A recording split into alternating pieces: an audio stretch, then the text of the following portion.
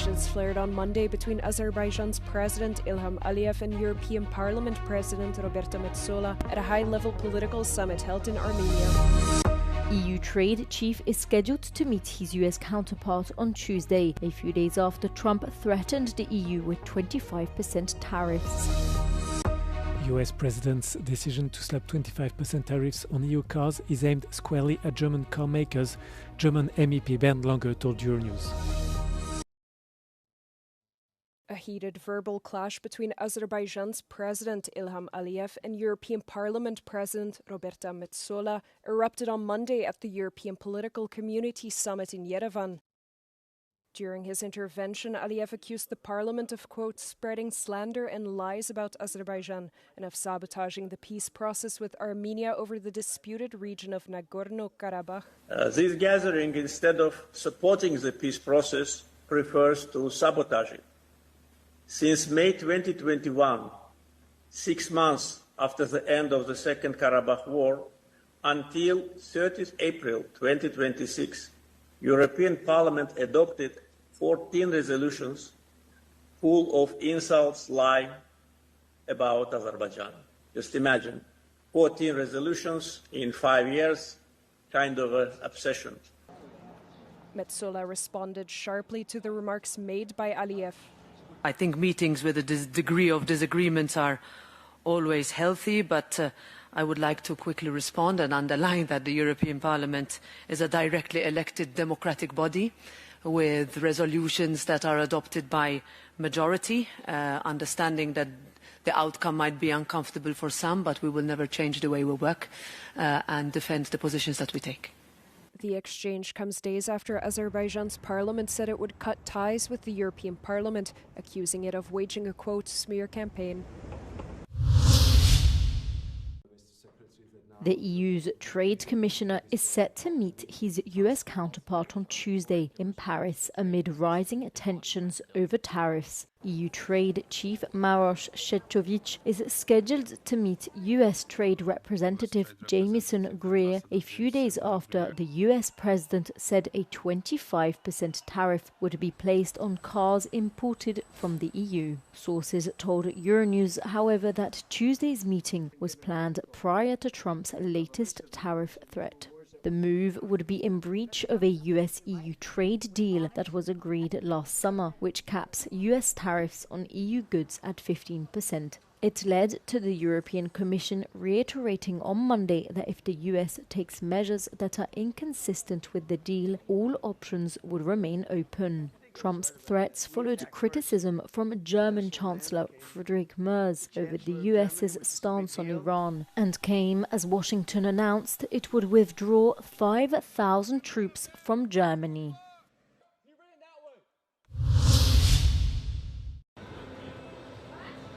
US President Donald Trump's decision to slap 25% tariffs on EU cars is politically motivated and aimed squarely at German car makers, German MEP Bernd Lange, chair of the European Parliament's Trade Committee, told Euronews on Monday. This is a political decision. He is really angry against Germany. We just heard it.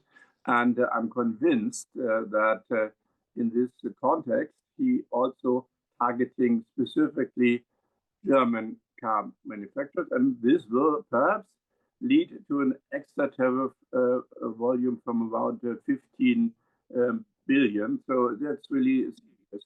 And of course, there are no legal or no economic reasons for that. This is really politically against Germany. Lange's remarks come days after Trump announced the tariffs, following criticism of the US war in Iran by German Chancellor Friedrich Merz. The US president has accused several European countries of refusing to contribute to Washington's military operations against Iran. If enacted this week, the measures would breach the 15% ceiling agreed under a trade deal struck in July 2025 between Trump and European Commission President Ursula von der Leyen. Lange expressed doubts about the agreement, which was reached after weeks of trade tensions between Europe and the US, following Trump's return to power and the launch of a nationalist trade agenda. "I'm not sure that we can really go on," Lange said of the deal. Ukraine launched a drone attack on Moscow overnight, striking a residential building in the Russian capital. Moscow's mayor confirmed the incident, claiming air defenses intercepted the drone and that there were no casualties. However, photos and videos on social media show visible damage to the upper floors of the Mosfilm Tower, a high-end apartment building just 7 kilometers west of Kremlin. Drone debris was scattered across the street below as emergency crews worked on the scene. The incident marks one of the deepest strikes into central Moscow and comes just days before the Victory Day parade on May 9. Russian officials have significantly tightened security, reportedly transferring hundreds of air defense systems to the capital.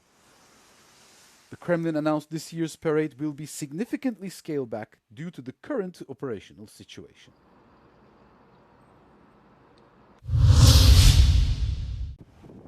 A Dutch couple and another man have died of suspected hantavirus infection on a cruise ship in the Atlantic, while 3 more have fallen ill. A 70-year-old Dutch passenger died on arrival at St. Helena, as his 69-year-old wife died after being taken to hospital in Johannesburg. Meanwhile, a 69-year-old British citizen who has been diagnosed with hantavirus is still in intensive care, South African authorities said.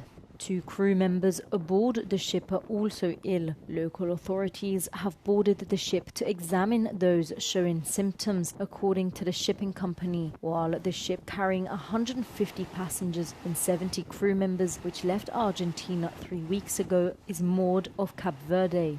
For the moment, no one is allowed to disembark. The hantavirus is spread by rats and very largely spreads from human to human.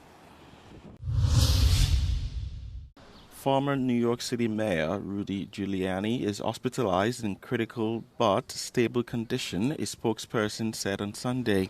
The news comes days after the Republican hoarsely told his talk show audience that his voice was, quote, a little under the weather. According to his spokesperson, the 81-year-old is battling a health condition which turned critical on Sunday.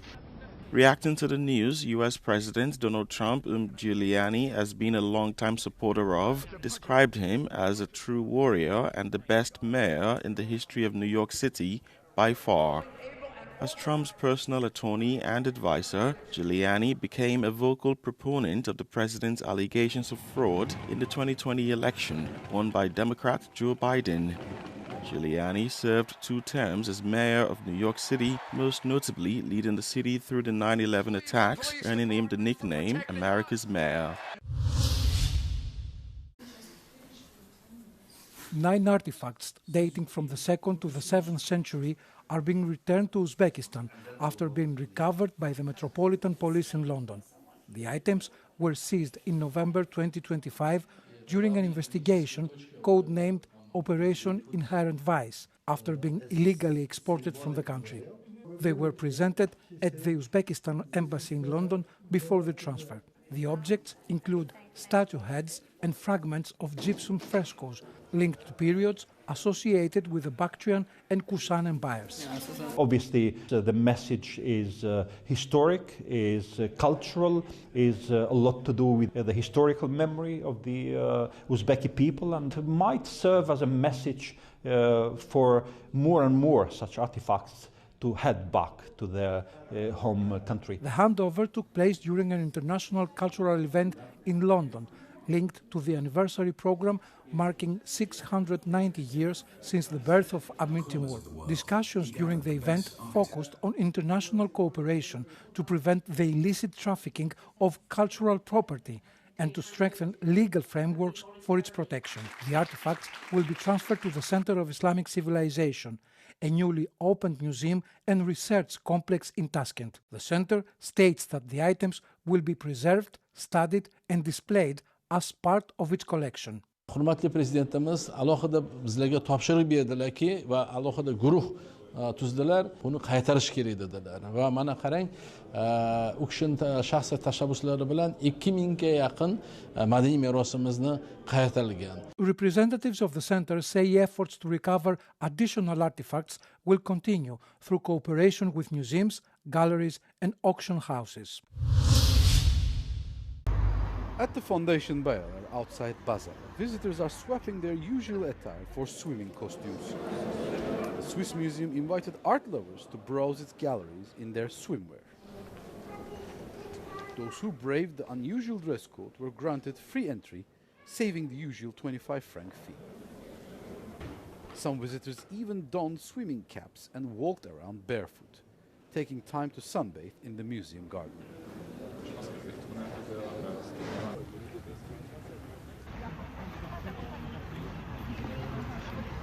Je trouve que c'est assez absurde et j'aime bien cette idée en fait de faire ça. Et je trouve que c'est un peu osé qu'un musée organise ça. Puis je me suis dit allez, je joue le jeu et puis je viens ici. Day of the Bathers event was conceived by the renowned Italian artist Maurizio Cattelan. It is designed to complement the current exhibition of works by French post-impressionist Paul Cézanne. Cézanne's famous Bathers series depict nude figures integrated into nature, closely intertwining bodies and the landscape.